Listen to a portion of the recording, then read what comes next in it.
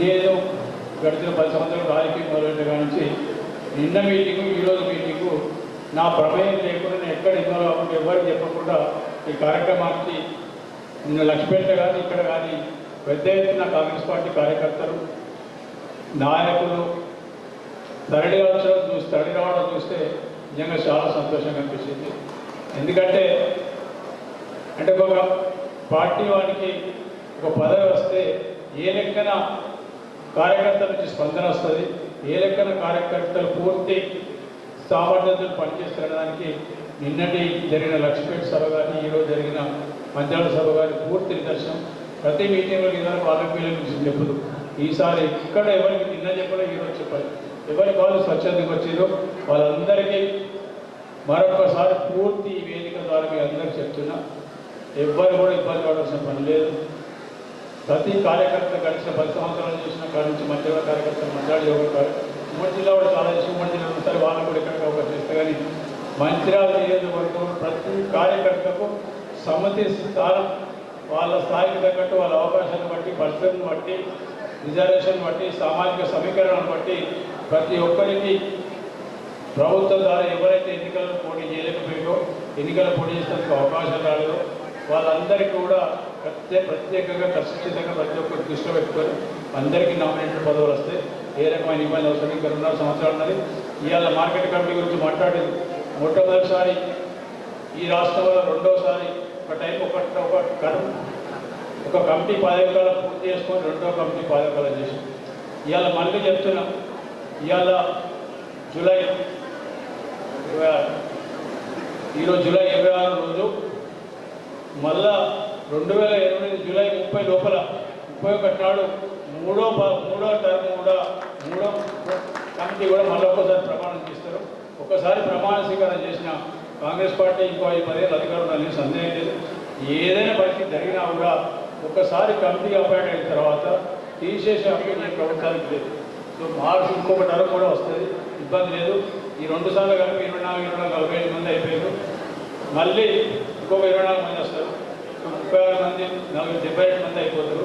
ఇది కాకుండా ఇంకొక వారం మళ్ళీ బహుశా అనుకూలిస్తే ఈ శనివారం ఆదివారం సొసైటీలు సింగిల్ విండో సొసైటీలు వస్తున్నాయి.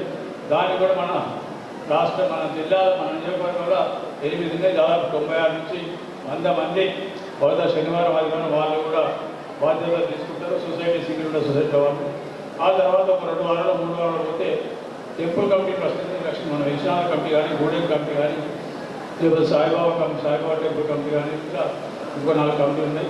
ఇవన్నీ ఆగస్టు 15 లోపల దాదాపు 150 మంది మరొక కొత్త మనుషులకు అవకాశాలు చేసే అవకాశం ఉంది. దీంతో పాటు ప్రతి ఒక్కరు చెప్తుంది ఇవాళ కాంగ్రెస్ పార్టీ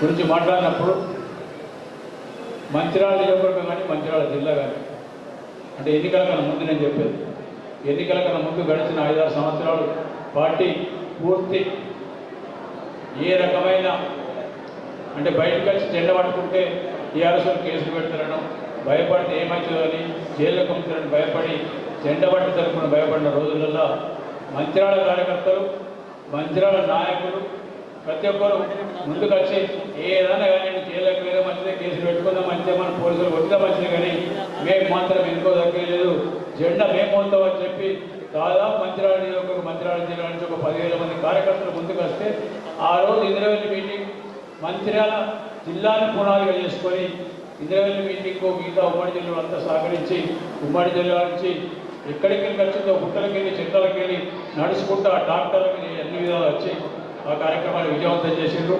వారందరికీ ఇలా ఈరోజు కాంగ్రెస్ పార్టీ రాష్ట్రంలో గట్టిపడి అధికారంలోకి వచ్చిందంటే ఖచ్చితంగా మంచిర్యాల నియోజకవర్గ మంచిర్యాల జిల్లా కాంగ్రెస్ పార్టీ కార్యకర్తలు నాయకుల పాత్ర పూర్తిగా ఉందన్న వీళ్ళ పాత్ర లేకుండా ప్రభుత్వం అధికారం రాలేదు. అది మాత్రం వాస్తవం.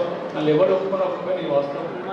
మిగిలింది కొంతమంది లేస్తున్నారు, బాబు అయిపోయింది ఇంకో 15 నిమిషాలు పూర్తి చేస్తా, ఆ తర్వాత అందరికీ పోయినప్పుడు ఇబ్బంది పడకండి, ఇప్పటికే చాలా ఆలస్యమైంది. ఇక మిగిలింది ఈ గడ్డ మీద ఒక మీటింగ్ అయింది, ఈ జిల్లాలో ఇంకో మీటింగ్ అయింది. 2 పెద్ద మీటింగ్లు ఎన్నికల కన్నా ముందు మన ఉమ్మడి జిల్లాలోనే అయింది. అదేవిధంగా మళ్ళీ మొన్న ప్రభుత్వం వచ్చిన తర్వాత కూడా 2 మీటింగ్లు కూడా మంత్రాల నియోజకవర్గ కార్యకర్తల నాయకత్వంలో ఇప్పుడు మీటింగ్ కానివ్వండి, ఆశీర్వాద్ ఎక్స్రోడ్ మీటింగ్ అని జరిగింది. సో ఇట్లా కాంగ్రెస్ పార్టీకి ఎప్పుడు ఇబ్బంది వచ్చినా, కాంగ్రెస్ పార్టీకి ఎప్పుడు అవసరం ఉన్నా, ప్రభుత్వానికి ఏ రకమైన సమస్య ఉన్నా కూడా ఖచ్చితంగా మంత్రాల నియోజకవర్గం వాళ్ళు ఎప్పటిన్నది వాళ్ళతో పాటు వస్తున్నది. తప్పకుండా దానికి కూడా గౌరవ ముఖ్యమంత్రి గారిని, రేవంత్ రెడ్డి గారు కానీ, ఉప ముఖ్యమంత్రి బట్టి విక్రమార్క గారిని పూర్తి సహకారం అందిస్తున్నారు. ఇవాళ మంత్రాల అభివృద్ధికి తప్పకుండా వాళ్ళ పాత్ర చాలా పెద్ద పాత్ర ఉంది. మమ్మల్ని మంత్రాలను వాళ్ళతో పాటు సమానంగా చూసుకుంటూ నియోజకవర్గానికి అన్ని రకాల నిధులు ఇచ్చింది. ఇక మిగతా సంక్షేమ పథకాల విషయానికి వచ్చినట్టు ఇక్కడ ఇవాళ గుండె మీద చేసుకొని ఇక్కడ కాదు ఏ వేదికైనా చెప్పేదానికి సిద్ధంగా ఉన్నా నేను. మా కాంగ్రెస్ పార్టీ కార్యకర్తలు, మంత్రాల నియోజకవర్గ కార్యకర్తలు, నాయకులు ఏ సంక్షేమ పథకాలు కూడా ఒక్క రూపాయి తీయకుండా ప్రతి ఒక్క సంక్షేమ పథకానికి ఎవరైతే లబ్ధిదారులు ఉంటారో ఆ లబ్ధిదారుల దగ్గర తీసుకుపోయి వాళ్ళ పథకానికి పూర్తి చేసిన ఈ నియోజకవర్గ కాంగ్రెస్ పార్టీ కార్యకర్తలకు, నాయకులకు నేను శిరస్సు వచ్చి నమస్కరిస్తున్నా. ఇది వాళ్ళ గొప్పదనం. వాళ్ళ ఇంట్లో ఏమున్నా తిండికున్నా లేకున్నా కూడా ఎక్కడ కూడా ఆశపడకుండా పూర్తి కార్యక్రమాలు ప్రజల దాకా తీసుకుపోయి ఎవరైతే లబ్ధిదారులు వాళ్ళు చేరవేసిందంటే ఆ ఘనత వాళ్ళదే. ఇవాళ ప్రతి ఒక్కరు మాట్లాడతారు, ఎవరెక్కడికి మాట్లాడినా కూడా ఇది వాస్తవం, నిజం. దీనికోసం ఎంత పెద్ద వచ్చాడని చర్చకు సిద్ధంగా తప్పకుండా చేస్తుంది. ప్రతి కార్యక్రమాన్ని చిత్తతో ఏ కార్యక్రమం తీసుకుని చేస్తారు. తప్పకుండా ఇంకా చాలా చెప్పాలని ఇప్పటికే బాగా నడిచిపోయి ఆకలి. నిన్నటి నుంచి చాలామంది అక్క చెల్లెలు కూడా ఒక్క పొద్దు నడుపుతుంది. మళ్ళీ అలా కూడా ఒక్క పొద్దు ఇక్కడ కట్టిన అయితే తొందరగా భోజనానికి తీసుకొని ఏర్పాటు చేస్తారు.